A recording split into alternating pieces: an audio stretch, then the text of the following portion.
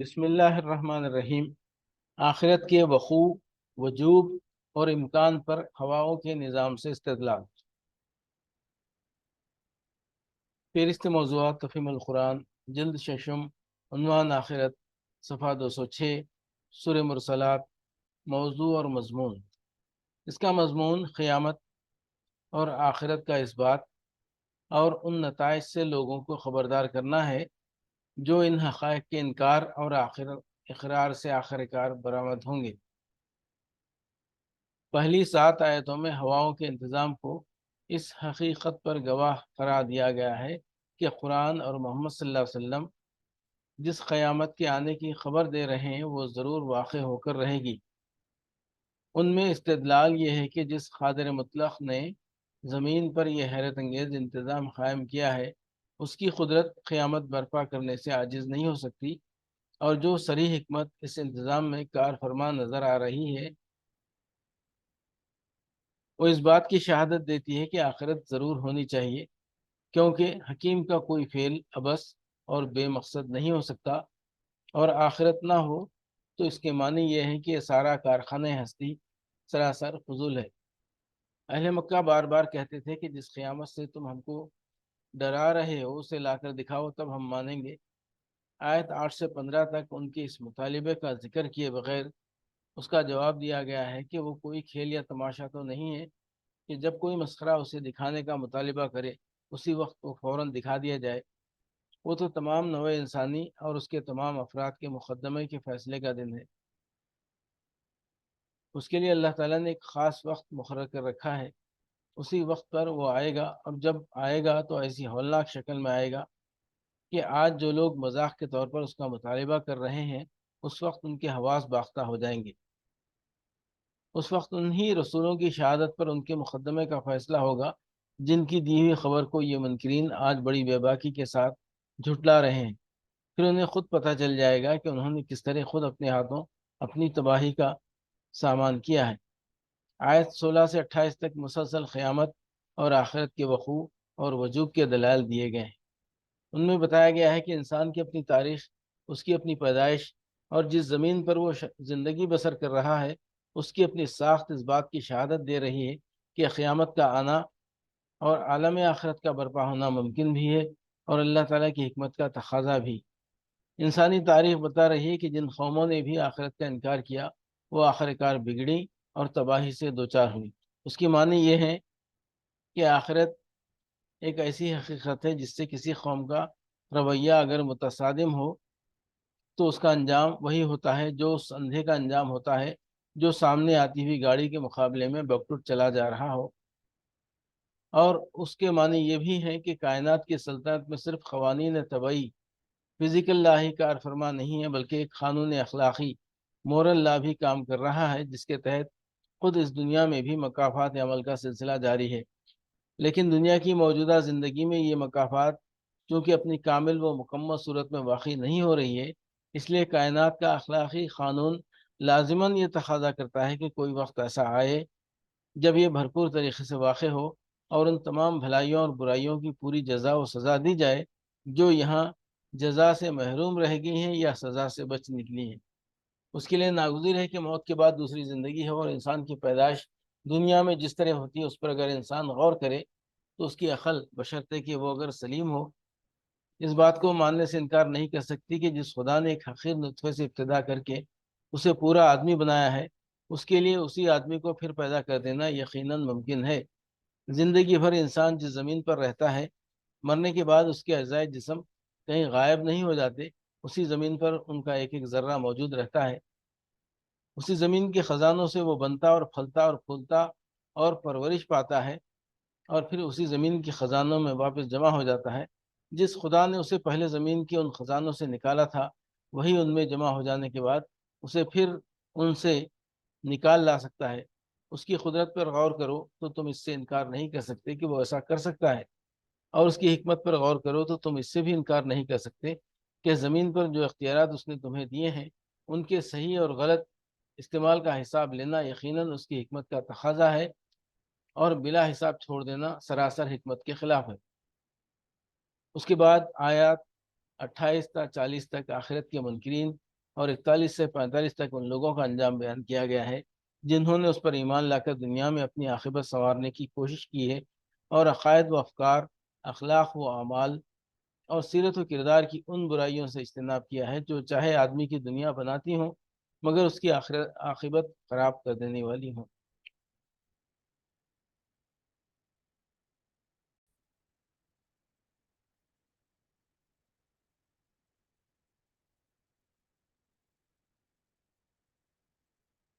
آخر میں منکرین آخرت اور خدا کی بندگی سے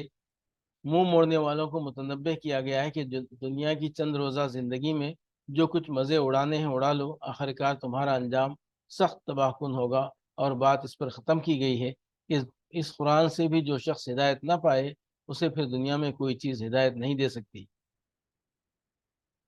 آخرت کے وقوع، وجوب اور امکان پر ہواؤں کے نظام سے استدلال۔ فہرست موضوعات تفہیم القرآن جلد ششم، عنوان آخرت، صفحہ 209 تا 211، سورہ مرسلات آیات 1 تا 7۔ والمرسلات عرفا والعاصفات عصفا والناشرات نشرا والفارقات فرقا فالملقيات ذکرا عذرا او نذرا انما توعدون لواقع۔ قسم ہے ان ہواؤں کی جو پے در پے بھیجی جاتی ہیں، پھر طوفانی رفتار سے چلتی ہیں اور بادلوں کو اٹھا کر پھیلاتی ہیں، پھر ان کو پھاڑ کر جدا کرتی ہیں، پھر دلوں میں خدا کی یاد ڈالتی ہیں، عذر کے طور پر یا ڈراوے کے طور پر۔ جس چیز کا تم سے وعدہ کیا جا رہا ہے وہ ضرور واقع ہونے والی ہے۔ عذراً اور نذرا، عذر کے طور پر یا ڈراوے کے طور پر، یعنی کبھی تو ان کی آمد کے رکنے اور قحط کا خطرہ پیدا ہونے سے دل گداز ہوتے ہیں اور لوگ اللہ سے توبہ و استغفار کرنے لگتے ہیں۔ کبھی ان کے باران رحمت لانے پر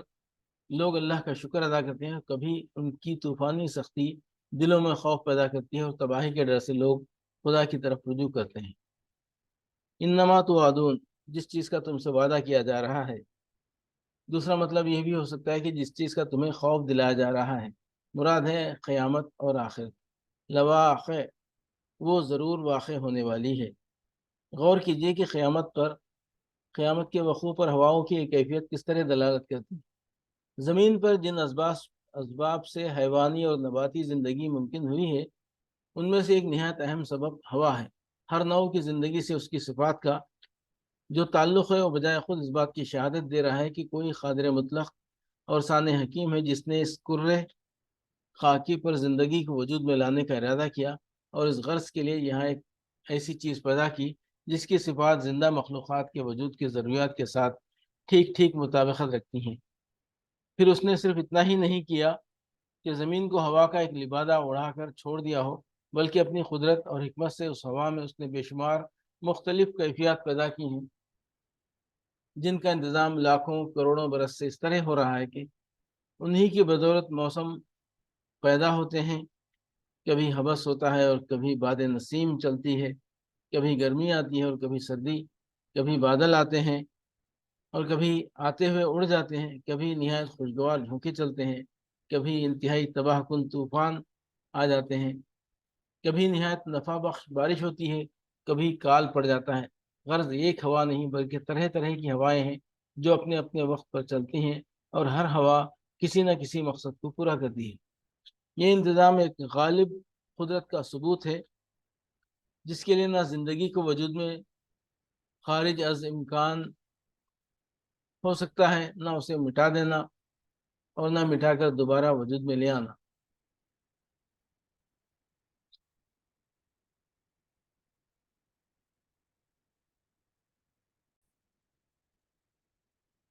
یہ انتظام ایک غالب قدرت کا ثبوت ہے جس کے لیے نہ زندگی کو وجود میں لانا خارج از امکان ہو سکتا ہے، نہ اسے مٹا دینا اور نہ مٹا کر دوبارہ وجود میں لے آنا۔ اسی طرح یہ انتظام کمال درجے حکمت و دانائی کا ثبوت بھی ہے جس سے صرف ایک نادان آدمی ہی یہ توقع رکھ سکتا ہے کہ یہ سارا کاروبار محض کھیل کے طور پر کیا جا رہا ہو اور اس کا کوئی عظیم تر مقصد نہ ہو۔ اس حیرت انگیز انتظام کے مقابلے میں انسان اتنا بے بس ہے کہ کبھی وہ نہ اپنے لیے مفید طلب ہوا چلا سکتا ہے نہ اپنے اوپر ہلاکت خیز ہوا کا طوفان آنے کو روک سکتا ہے۔ وہ خواہ کتنی ڈھٹائی اور بے شعوری اور ضد اور ہٹ دھرمی سے کام لے، کبھی نہ کبھی یہی ہوا اس کو یاد دلا دیتی ہے کہ اوپر کوئی زبردست اقتدار کار فرما ہے، جو زندگی کے اس سب سے بڑے ذریعے کو جب چاہے اس کے لیے رحمت اور جب چاہے ہلاکت کا سبب بنا سکتا ہے، اور انسان اس کے کسی فیصلے کو بھی روک دینے کی طاقت نہیں رکھتا۔ آخرت کے وقوع، وجوب اور امکان پر ہواؤں کے نظام سے استدلال۔ فہرست موضوعات تفہیم القرآن، جلد ششم، عنوان آخرت، صفحہ 580 تا 582۔ ان آیات میں ابتداً بارش لانے والی ہواؤں کی ترتیب یہ بیان کی گئی ہے کہ پہلے پے در پے ہوائیں چلنی شروع ہو جاتی ہیں، پھر آندھی کی شکل اختیار کر لیتی ہیں، پھر بادلوں کو اٹھا کر پھیلاتی ہیں، پھر انہیں پھاڑ کر جدا کرتی ہیں۔ اس کے بعد بارش کے نزول کا ذکر کرنے کے بجائے یہ فرمایا گیا ہے کہ اللہ کی یاد دلوں میں ڈالتی ہیں، عذر کے طور پر یا ڈراوے کے طور پر۔ یعنی وہ ایسا موقع ہوتا ہے کہ آدمی کے دل میں یا تو خوف پیدا ہوتا ہے اور اس بنا پر وہ اللہ کو یاد کرنے پر مجبور ہوتا ہے، یا پھر آدمی اپنے قصوروں کا اعتراف کر کے دعا کرتا ہے کہ اللہ اسے تباہی سے بچا لے اور اس پر رحم کر کے باران رحمت سے اس کو نواز دے۔ اگر ایک مدت تک بارش نہ ہوئی ہو اور لوگ پانی کے خطرے کو ترس رہے ہوں تو اس موقع پر آندھیوں کو چلتے اور بادلوں کو آتے دیکھ کر بعض اوقات کٹے سے کٹا کافر بھی خدا کو یاد کرنے لگتا ہے۔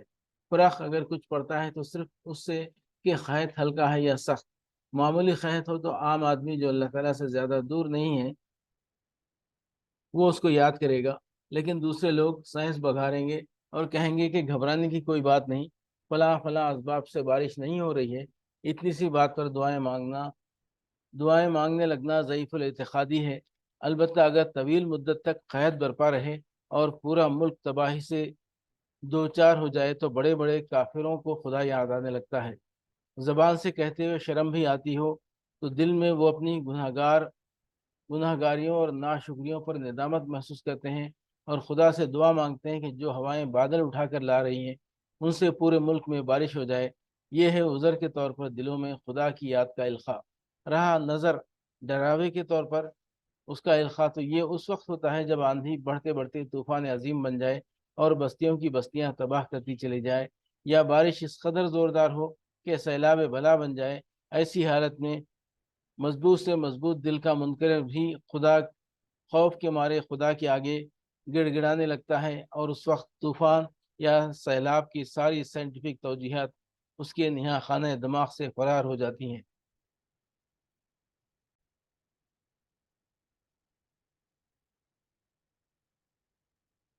بس ہواؤں کے چلنے کی اس ترتیب کو بیان کرنے کے بعد یہ کہنا کہ یہ ہوائیں عذر کے طور پر یا ڈراوے کے طور پر اللہ کی یاد دلوں میں ڈالتی ہیں، گویا دوسرے الفاظ میں یہ کہنا ہے کہ یہ سارا نظام جو دنیا میں چل رہا ہے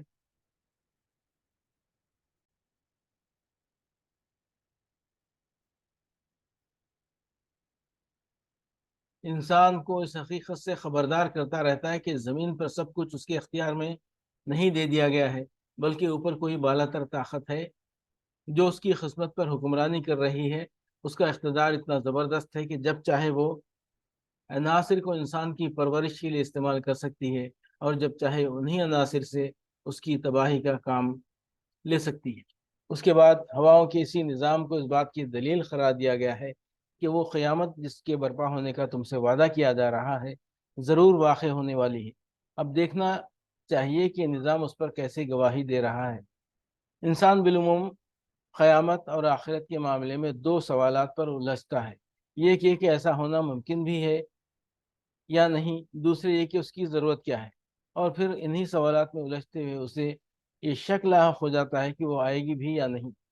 یا یہ محض ایک افسانہ ہے۔ اس پر قرآن میں جگہ جگہ کائنات کے نظام سے استدلال کرتے ہوئے اس کا امکان، اس کا وجوب اور اس کا وقوع ثابت کیا گیا ہے، اور کہیں یہ استدلال اس طور پر کیا گیا ہے کہ خدا کی خدائی کے بے شمار آثار میں سے بعض کی قسم کھا کر فرمایا گیا ہے کہ وہ آنے والی ہے۔ اس طریقے استدلال میں اس کے امکان کے دلائل بھی آ جاتے ہیں، وجوب کے دلائل بھی اور وقوع کے دلائل بھی۔ یہاں استدلال کا یہی طریقہ اختیار کرتے ہوئے صرف ہواؤں کی گردش اور بارشوں کی آمد کے نظام کو اس عمر کی علامت کے طور پر پیش کیا گیا ہے کہ یہ ایک باقاعدہ نظام ہے جو کسی حکیم اور قادر مطلق کی تدبیر سے قائم ہوا ہے، کوئی اتفاقی حادثہ نہیں ہے جس سے زمین کی فضا میں خود بخود یہ طریقہ چل پڑا ہو کہ سمندروں سے بھاپیں اٹھیں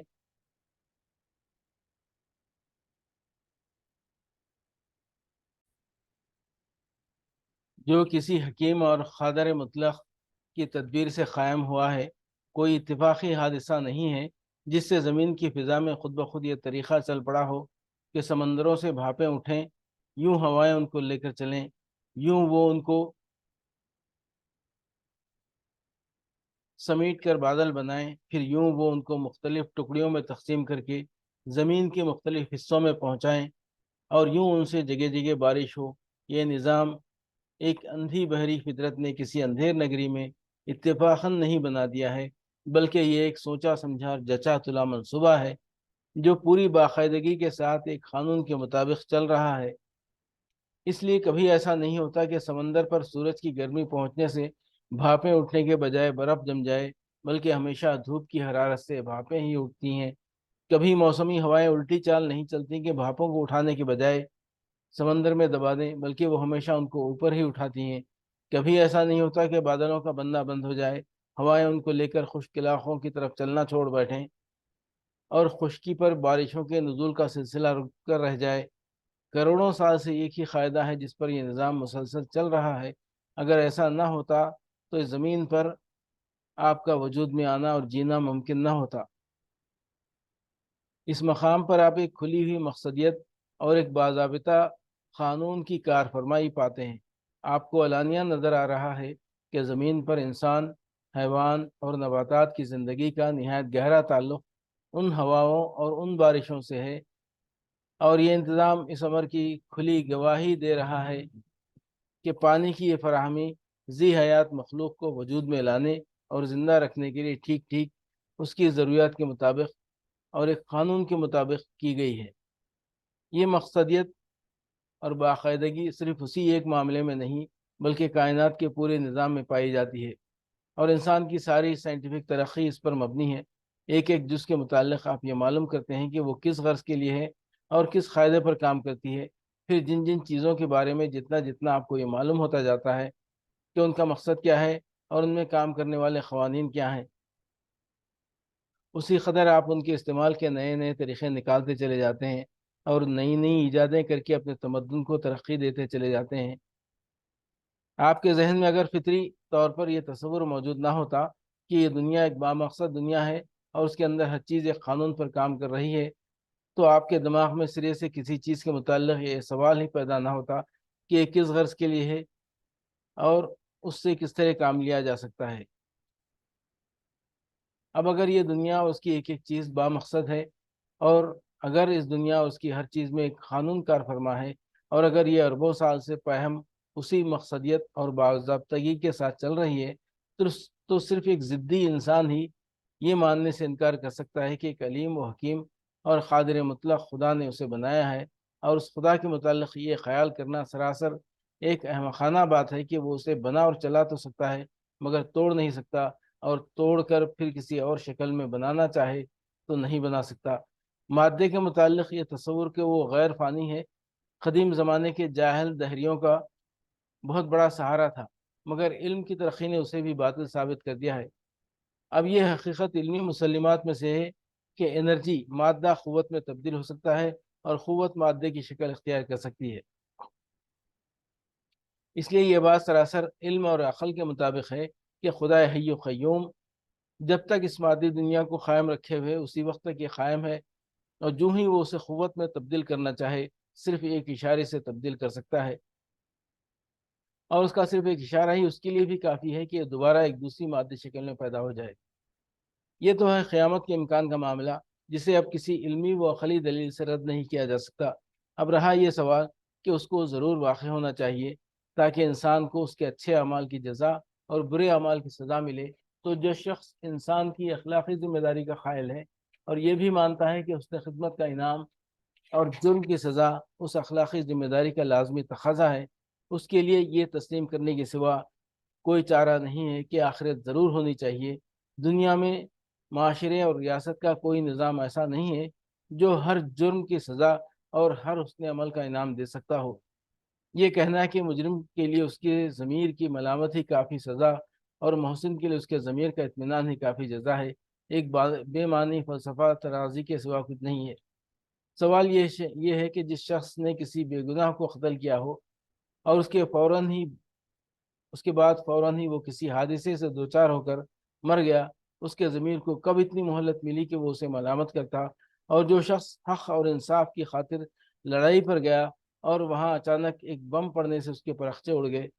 اس کے ضمیر کو یہ اطمینان حاصل ہونے کا موقع کب ملا کہ اس نے ایک اچھے مقصد کے لیے جان دی ہے؟ بس حقیقت یہ ہے کہ آخرت کے عقیدے سے فرار کے لیے جتنے بہانے تراشے جاتے ہیں وہ سب بے معنی ہیں۔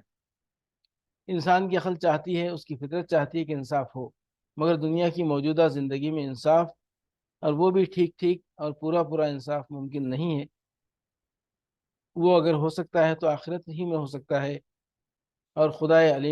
علیم و خبیر کے حکم سے ہو سکتا ہے۔ آخرت کی ضرورت کا انکار دراصل انصاف کی ضرورت کا انکار ہے۔ عقل اسی حد تک انسان کو لے جا سکتی ہے کہ آخرت ممکن ہے اور اس کو ہونا چاہیے۔ رہی یہ بات کہ وہ یقیناً ہوگی، اس کا علم صرف وحی کے ذریعے سے حاصل ہو سکتا ہے، اور وحی نے یہ بتا دیا ہے کہ جس چیز کا تم سے وعدہ کیا جا رہا ہے وہ ضرور واقع ہونے والی ہے۔ اس علم تک ہم عقلی استدلال سے نہیں پہنچ سکتے، البتہ اس کے برحق ہونے کا یقین ہمیں اس بنا پر حاصل ہوتا ہے کہ جس بات کی خبر وحی دے رہی ہے وہ ممکن بھی ہے اور اس کو ضرور ہونا بھی چاہیے۔